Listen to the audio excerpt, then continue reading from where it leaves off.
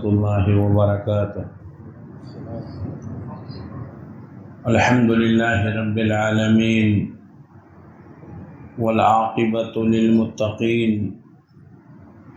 والصلاة والسلام علی اشرف الانبیاء والمرسلین وعلی آلہ واصحابہ وازواجہ اجمعین وعلى من تبعهم بإحسان إلى يوم الدين أما بعد فأعوذ بالله السميع العليم من الشيطان الرجيم بسم الله الرحمن الرحيم يا أيها الذين آمنوا اتقوا الله حق تقاته ولا تموتن إلا وأنتم مسلمون يا أيها الناس اتقوا ربكم الذي خلقكم من نفس واحدة وخلق منها زوجها وبث منهما رجالا كثيرا ونساء واتقوا الله الذي تساءلون به والأرحام إن الله كان عليكم رقيبا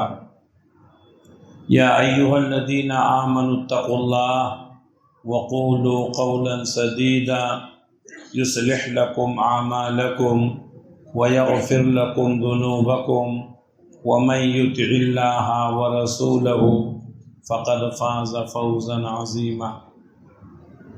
محترم حاضرین، آج کا یہ پروگرام جو 25 فروری 2024 بروز اتوار بعد نماز عصر طائشہ آپ کی اس مسجد الانصار نائن ڈھلی میں منعقد ہے۔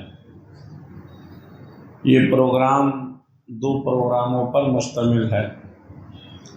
عصر سے لے کر مغرب تک مسجد میں چلنے والے مکتب کے بچوں نے اپنا پروگرام پیش کیا اور مغرب کے بعد علماء کرام کے خطابات ہیں۔ اللہ سے دعا ہے کہ اللہ رب العالمین آپ تمام حضرات کی کوششوں کو قبول فرمائے۔ مسجد الانصار سے میرا بہت گہرا تعلق ہے۔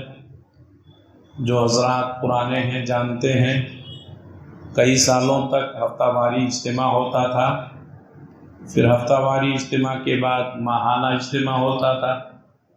ماہانہ اجتماع منقطع ہوا کرونا کے وقت میں۔ اس کے بعد خواتین کی طرف سے یہ شکایت آ رہی ہے کہ خواتین آواز بہت کرتی ہیں۔ خواتین مائیں اور بہنیں، گزارش ہے ان سے کہ آواز بند کریں۔ گھر میں آپ آواز کر لیں، مسجد میں آواز کرنا مناسب نہیں ہے، اور خصوصاً جہاں کتاب و سنت کی باتیں ہوتی ہیں وہاں پر خاموش رہنا اور خاموشی کے ساتھ کتاب و سنت کی باتیں سننا ضروری ہے۔ تو کورونا میں یہ سلسلہ منقطع ہوا، پھر اس کے بعد پھر شروع ہوا، اور اس سے پہلے بھی ایک بار کورونا کے بعد میں آپ کے خدمت میں حاضر ہونے کا موقع ملا تھا۔ کافی فاصلے کے بعد پھر ایک بار آپ کی خدمت میں حاضر ہوا ہوں۔ شکریہ ادا کرتا ہوں مسجد کے ذمہ داروں کا کہ مسجد کے ذمہ داروں نے مجھے یاد کیا، موقع دیا۔ اللہ سے دعا ہے کہ اللہ رب العالمین ہماری اور آپ کی محبتوں کو باقی رکھے، اور کتاب و سنت کی جو باتیں ہم سنتے ہیں اللہ تعالی ہمیں اس پر عمل کرنے کی توفیق عنایت فرمائے۔ چونکہ عصر سے لے کر مغرب تک جو پروگرام تھا بچوں کا تھا، اور بچوں کے تعلق سے سابق مقرر نے علم دین کی اہمیت پر بہت ساری اہم باتیں آپ سے بتائی ہیں۔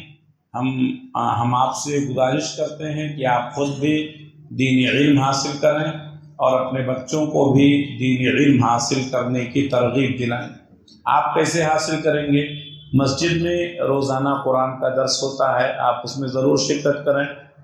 مسجد میں روزانہ حدیث کا درس ہوتا ہے، آپ اس میں شرکت کریں۔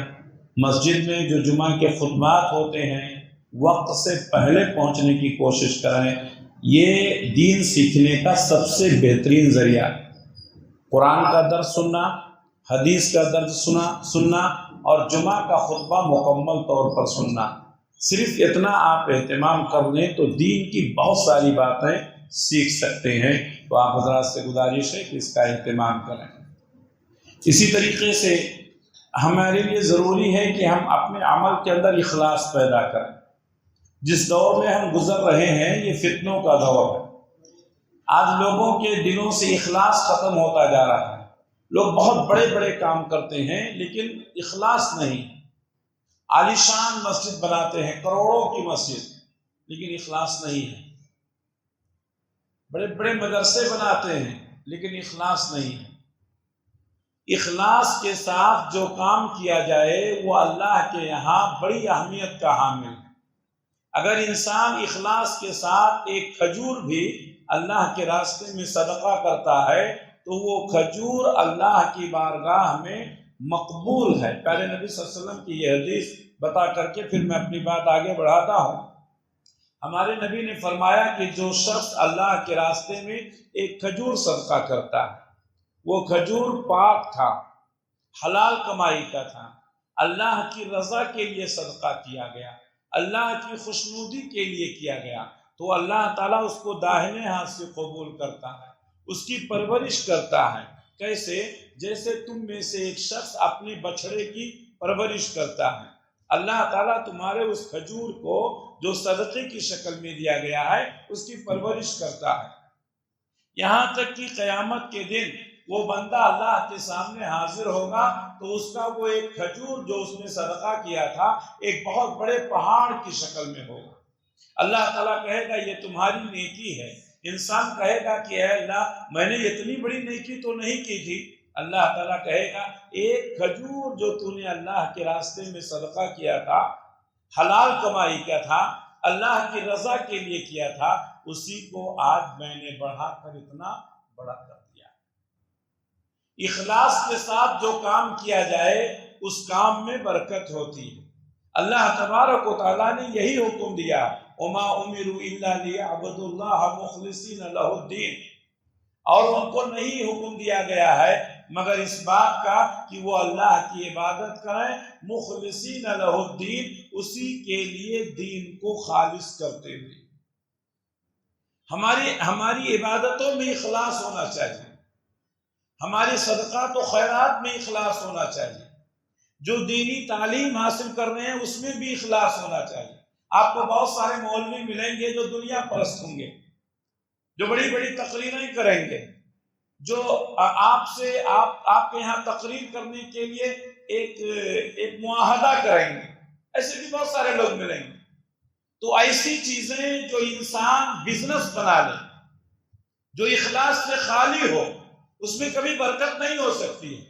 خلوص کے ساتھ جو کام کیا جائے وہ اللہ کے ہاں قبول ہوتا ہے، انسان کو عزت بھی ملتی ہے، اللہ تبارک و تعالیٰ اس کے مقام و مرتبے کو بھی بلند کرتا ہے۔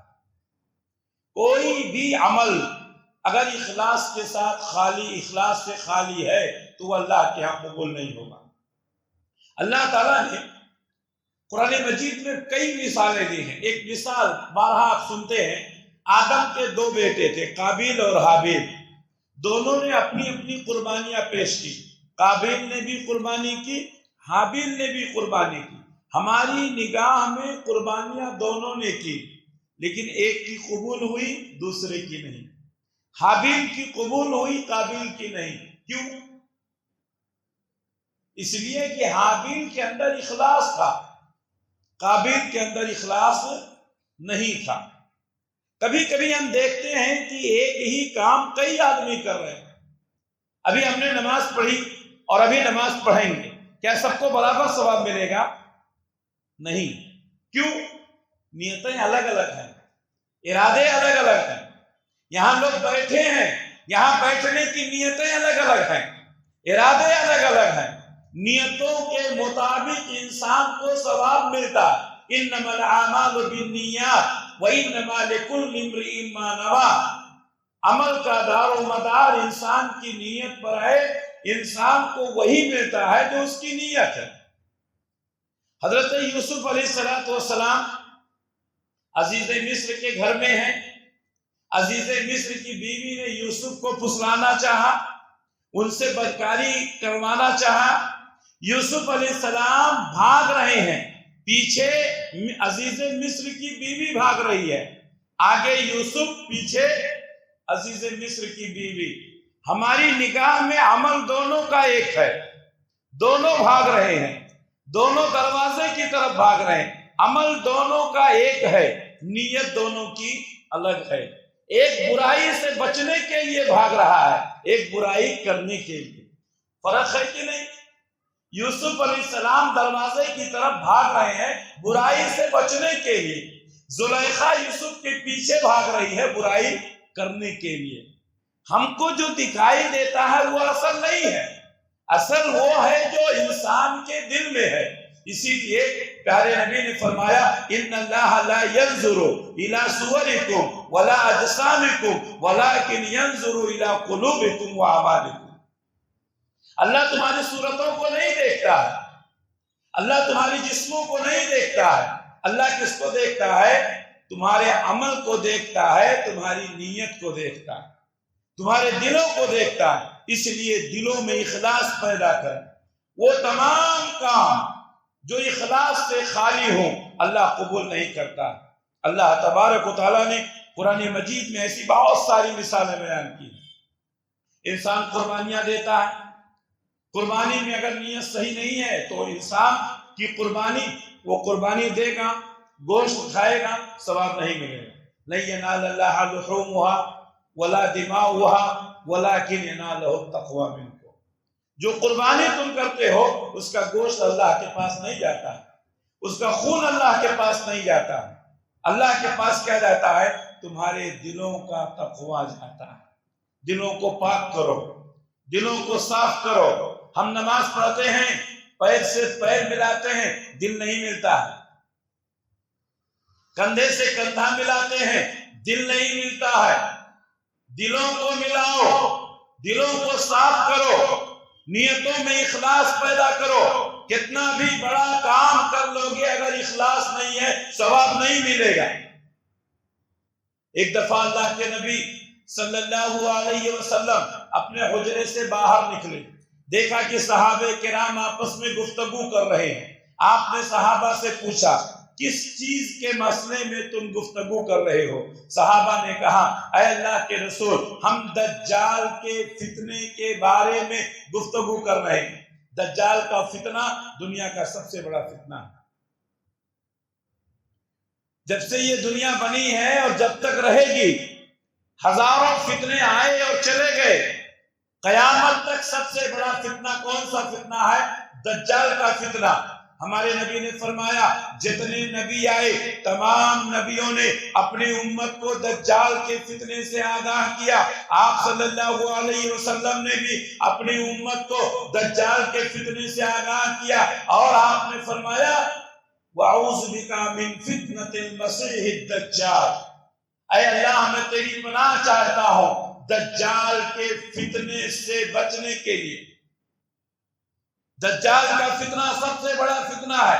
صحابہ کرام آپس میں گفتگو کر رہے ہیں، ہمارے نبی نے فرمایا اے میرے صحابہ، کیا میں تم کو ایک ایسے فتنے کے بارے میں نہ بتاؤں جو دجال کے فتنے سے بھی زیادہ خطرناک ہے؟ صحابہ نے کہا کیوں نہیں حضور، ضرور بتائیے۔ پیارے نبی صلی اللہ علیہ وسلم نے فرمایا ایک آدمی نماز کے لیے کھڑا ہوتا ہے، اس کی نیت درست ہے، نماز کے لیے کھڑا ہوا ہے، سب کچھ درست ہے، تھوڑی دیر کے بعد اس کو احساس ہوتا ہے کہ کوئی اس کی نماز کو دیکھ رہا ہے۔ اب اس کے دل میں یہ احساس پیدا ہو گیا کوئی اس کی نماز کو دیکھ رہا ہے تو اپنی نماز کو مزین کر دیتا ہے، اپنی نماز کو بنا دیتا ہے، سنوار دیتا ہے۔ کس کے لیے؟ ابھی تک جو پڑھ رہا تھا اللہ کے لیے، اب اس کے دل میں کیا ہے؟ فلاں آدمی دیکھ رہا ہے، ذرہ نیت خراب ہوئی، اللہ کے نبی نے فرمایا یہ فتنہ دجال کے فتنے سے بھی زیادہ خطرناک۔ اللہ ہماری حفاظت فرمائے۔ ہر آدمی اپنا ایٹیکیٹ ثابت کرنا چاہتا ہے، ہر آدمی اپنی حیثیت بتانا چاہتا ہے۔ میرے بھائیوں، ریاکاری کا فتنہ سب سے بڑا فتنہ ہے، یہ تو منافقین کی صفت ہے۔ اللہ کے نبی صلی اللہ علیہ وسلم کے زمانے میں منافقین دشمن تھے، اللہ کے نبی صلی اللہ علیہ وسلم پر ایمان لائے دکھانے کے لیے، آپ کی مسجد میں آ کے نماز پڑھتے تھے دکھانے کے لیے، مسلمانوں کی صفوں میں رہتے تھے دکھانے کے لیے، مسلمانوں کو دھوکہ دینے کے لیے۔ ریاکاری یہ منافقین کی صفت ہے۔ آج بہت سارے لوگ منافقین کی صفت کو اپناتے ہیں۔ ہمیں اپنی نیتوں میں اخلاص پیدا کرنا چاہیے۔ منافقین نے کیا کیا؟ اللہ کے نبی صلی اللہ علیہ وسلم کی مسجد میں رہتے ہیں، ہمیں مشورہ کا موقع نہیں ملتا، اس لیے انہوں نے کیا کیا؟ ہم ایک مسجد بنائیں گے، ہم ایک مسجد بنائیں گے، اس مسجد میں نماز پڑھیں گے، اللہ کے نبی کو بلا کر کے اس کا انوگریشن کرائیں گے، اس کا افتتاح کرائیں گے۔ میرے بھائیوں، ہمارے نبی صلی اللہ علیہ وسلم کے زمانے میں منافقین نے ایک مسجد بنا ڈالی، نبی کے پاس آئے، کہا حضور ہم نے ایک مسجد بنائی ہے، ہم چاہتے ہیں کہ آپ اس پہ نماز پڑھا دیں، اس کا انوگریشن کر دیں، اس کا افتتاح کر دیں۔ پیارے نبی صلی اللہ علیہ وسلم نے ارادہ کر لیا کہ جا کر کے اس مسجد میں نماز پڑھ کر کے اس کا افتتاح کر دیں۔ اللہ تعالیٰ نے قرآن مجید میں آیت اتاری، کہا اے اللہ کے رسول، ان منافقین نے جو مسجد بنائی ہے وہ مسجد نہیں ہے، مسجد زرار ہے۔ اس کا مقصد یہ ہے کہ مسلمانوں کے خلاف وہاں مشورے کیے جائیں، اس کا مقصد یہ ہے کہ مسلمانوں کے خلاف وہاں سازش کی جائے، اللہ کی رضا کے لیے نہیں بنائی گئی ہے۔ میرے بھائیوں، ہماری نگاہوں میں صاف مسجد ہے نہیں، بنانے والے کی نیت کیا ہے، بنانے والے کا ارادہ کیا ہے؟ میرے بھائیوں، اتنا بڑا کام، لاکھوں روپے کی زمین، کروڑوں روپے کی مسجد تیار ہوتی ہے، اگر اخلاص نہیں ہے مسجد بنانے کا کوئی فائدہ نہیں ہے۔ اللہ کے نبی صلی اللہ علیہ وسلم کو حکم دیا گیا، آپ نے صحابہ سے کہا اس مسجد کو گرا دو، ڈھا دو، جلا دو۔ اخلاص پیدا کرو میرے بھائی۔ آج ہر آدمی دکھانا چاہتا ہے، عبادت کرتا ہے اس میں ریاکاری، دعا کرتا ہے اس میں ریاکاری، صدقہ کرتا ہے اس میں ریاکاری، کوئی بھی چیز کرتا ہے اس میں ریاکاری۔ بہت بڑا مسئلہ ہے میرے بھائی۔ ایک زمانہ تھا لوگ چھپ کے، کبھی میں حدیث میں پڑھتا ہوں تو تعجب کرتا ہوں، افسوس کرتا ہوں۔ ایک واقعہ بتاتا ہوں، صحیح بخاری کی ہے۔ پھر نبی صلی اللہ علیہ وسلم فرماتے ہیں پہلے زمانے میں ایک آدمی تھا، اس نے سوچا کہ اللہ کے راستے میں کچھ صدقہ کرو۔ اس نے اشرفیوں سے بھری ہوئی ایک تھیلی لی۔ اشرفی کسے کہتے ہیں؟ سونے کا سکہ، سونے کا سکہ، اشرفیوں سے بھری ہوئی ایک تھیلی، کتنے لاکھوں کی رہی ہوگی، لاکھوں نہیں بلکہ کروڑوں کی رہی ہوگی۔ اشرفیوں سے بھری ہوئی تھیلی لی، رات میں نکلا، سوچا کسی مستحق آدمی کو دے دو، دیکھا کہ ایک آدمی ٹہل رہا ہے، اس کے ہاتھ میں دے دیا، آ کے سو گیا۔ صبح اٹھا تو معلوم پڑا کہ آج کسی مالدار آدمی کو اشرفیوں کی ایک تھیلی مل گئی ہے، سونے کی ایک تھیلی مل گئی۔ یہ آدمی بہت پریشان ہوا، کہا اے اللہ، میں تو کسی مالدار کو دینے کی نیت نہیں کیا تھا، میرا مقصد تھا کسی غریب کو دوں، لیکن میری نادانی سے ایک مالدار کے ہاتھ میں لگ گیا، بخیل اور کنجوس کے ہاتھ میں لگ گیا۔ کتنا نیک تھا۔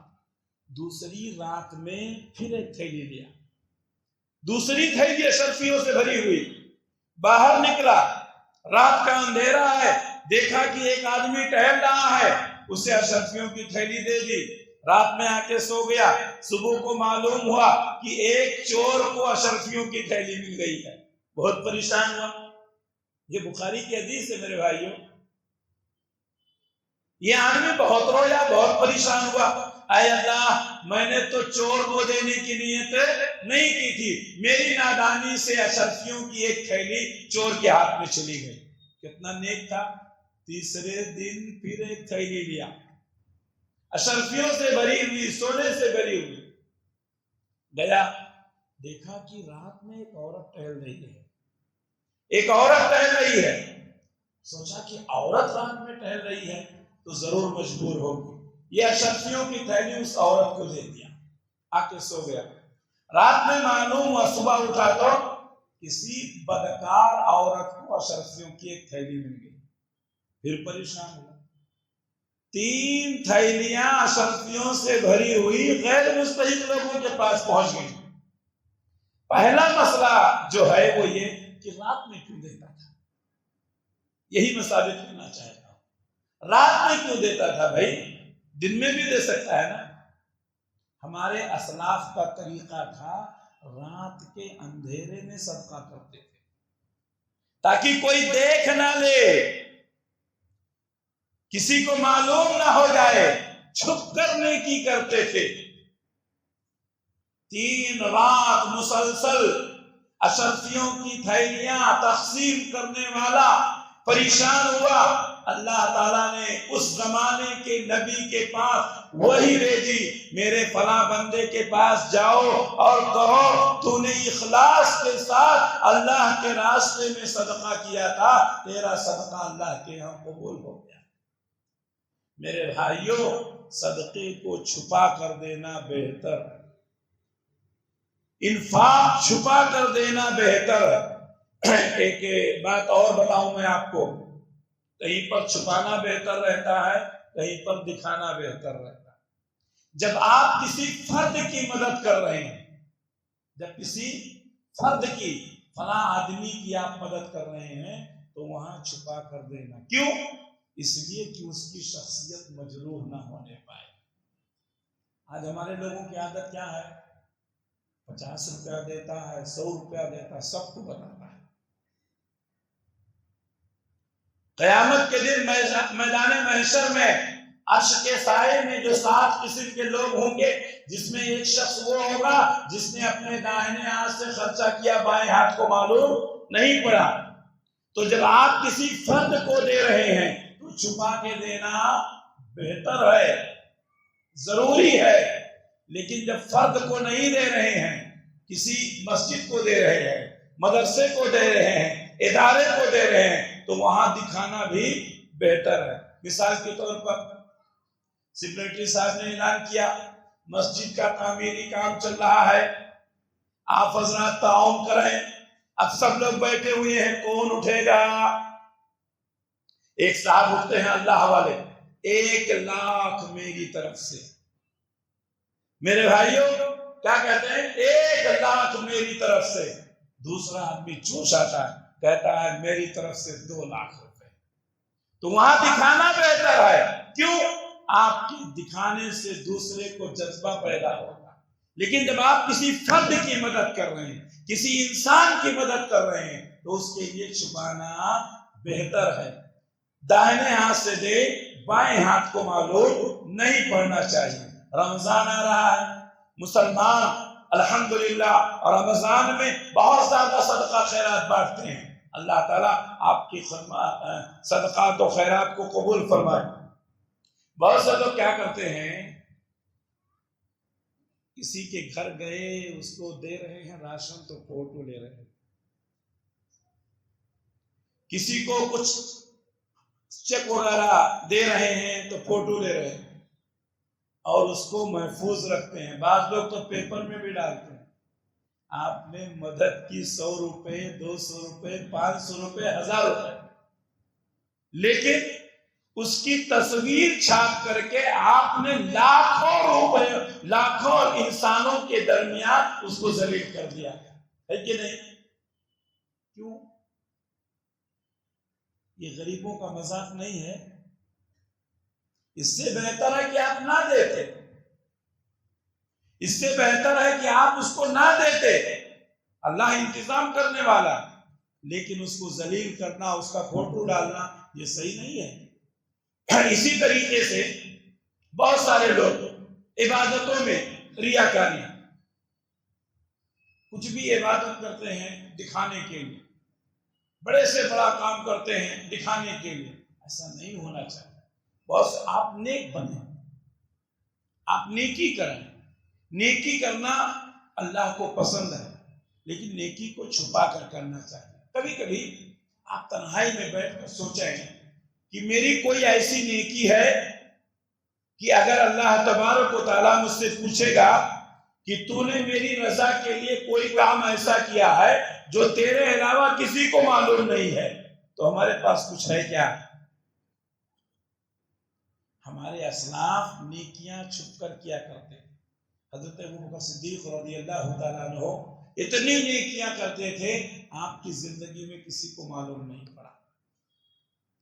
جب انتقال ہو گیا تو انتقال کے بعد بہت ساری یتیم، بیوہ، مسکین، پریشان حال لوگ، جب ان کے گھروں میں جو راشن پہنچتا تھا نہیں پہنچنے لگا، تب معلوم ہوا کہ امیر المومنین لوگوں کی کتنی خدمت کیا کرتے، کتنی مدد کیا کرتے۔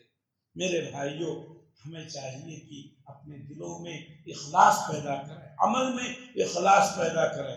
پیارے نبی صلی اللہ علیہ وسلم نے صحابہ کرام کو یہی تعلیم دی۔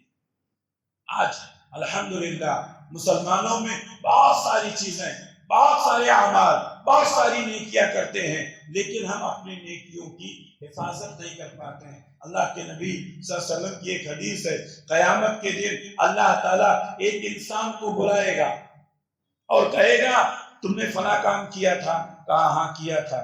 کہا فلاں کو دکھانے کے لیے کیا تھا، ثواب اسی سے لے لے۔ تم نے فلاں کام کیا تھا، فلاں کو دکھانے کے لیے کیا تھا، اس لیے ثواب اسی سے لے لے۔ ہم ثواب سے محروم ہو جائیں گے۔ اور وہ مشہور حدیث، قیامت کے دن 3 آدمیوں کے درمیان سب سے پہلے فیصلہ کیا جائے گا۔ وہ تینوں کون ہوں گے؟ سماج اور معاشرے کے تینوں بڑے ہوں گے، ایک عالم، ایک سخی، ایک مجاہد۔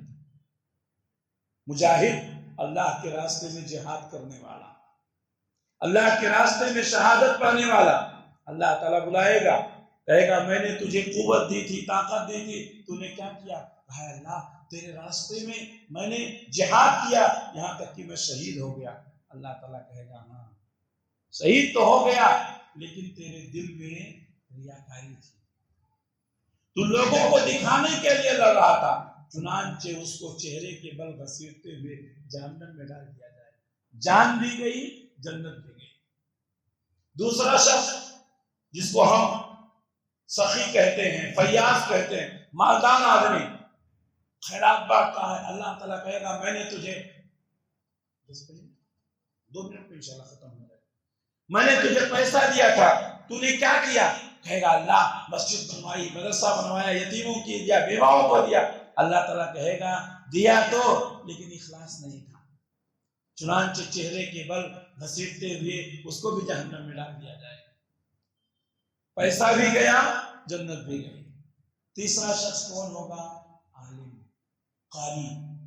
اللہ تعالیٰ کہے گا میں نے تجھے علم دیا تھا، تو نے کیا کیا؟ کہے گا اللہ میں نے جلسے میں تقریریں کی، قرآن سنایا، حدیث سنایا، لوگوں کو دین کی طرف بلایا، ہاں کیا تو، لیکن اخلاص نہیں تھا۔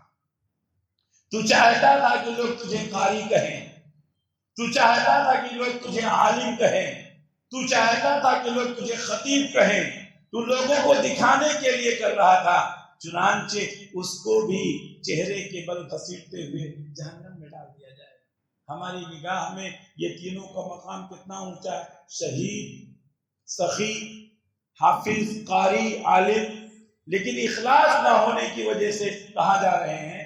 جہنم میں جا رہے ہیں۔ میرے بھائیوں، رمضان آ رہا ہے، میرا آخری پیغام یہی ہے، اپنے دلوں میں اخلاص پیدا کرو، کام کم کرو، اللہ کی رضا کے لیے کرو، تھوڑا سا کام اللہ کی رضا کے لیے ہے، انشاءاللہ جنت مل جائے گی۔ بہت سارا کام کر کے، ریاکاری کر کے انسان ثواب سے محروم ہو جاتا ہے۔ اللہ سے دعا ہے کہ اللہ رب العالمین ہماری نیتوں میں اخلاص پیدا فرمائے، ہمارے عمل میں اخلاص پیدا فرمائے۔ اللہ تبارک و تعالی ہم سب کو سچا پکا مسلمان بنائے، نبی کی سنتوں پر عمل کرنے کی توفیق عنایت فرمائے، بدعات و خرافات سے اللہ ہم سب کی حفاظت فرمائے۔ اللہ جب تک دنیا میں رکھے اسلام پر قائم رکھے، خاتمہ ہو تو ایمان بالخیر پر ہو۔ ربنا تقبل منا انك انت السميع العليم وتب علينا انك انت التواب الرحيم